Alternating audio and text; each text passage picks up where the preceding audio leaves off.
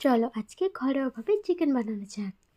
প্রথমে কড়াই সর্ষের তেলটাকে গরম করে তার মধ্যে গোটা গরম মশলাগুলোকে দিয়ে ভালো করে লাল লাল করে নেওয়ার পরে তার মধ্যে দিয়েছিলাম কিছু কুচিয়ে নিয়ে রাখা পেঁয়াজগুলোকে লাল লাল করে ভেজে নেওয়ার পরে তার মধ্যে দিয়েছিলাম আদা রসুন বাটা রসুন বাটাটাকে ভালো করে ভেজে নেওয়ার পরে তার মধ্যে দিয়েছিলাম কিছু গুঁড়ো মশলা যেমন নুন, হলুদ, লঙ্কা গুঁড়ো, জিরে গুঁড়ো, ধনে গুঁড়ো দেওয়ার পরে মশলাটাকে ভালো করে কষিয়ে নিতে হবে। কষিয়ে নেওয়ার পরে তার মধ্যে দিয়েছিলাম দুটো গোটা রসুনটাকে ভালো করে নেওয়ার পরে তার মধ্যে দিয়েছিলাম আগে থেকে ভেজে রাখা আলুগুলোকে দিয়ে ভালো করে নাড়াচাড়া করে নেওয়ার পরে তার মধ্যে দিয়েছিলাম মাংসগুলোকে দিয়ে ভালো করে কষিয়ে নিয়েছিলাম।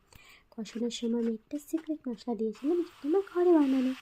মশলাটাকে দিয়ে তার উপরে জল দেওয়ার পরে ঢাকা দেওয়ার দুটো কাঁচা লঙ্কা দিয়ে ঢেকে আধা ঘন্টার জন্য তারপরে এসে ঢাকনা সরিয়ে লবণ চেখে দেখো, টেস্ট করে দেখো কেমন টেস্ট।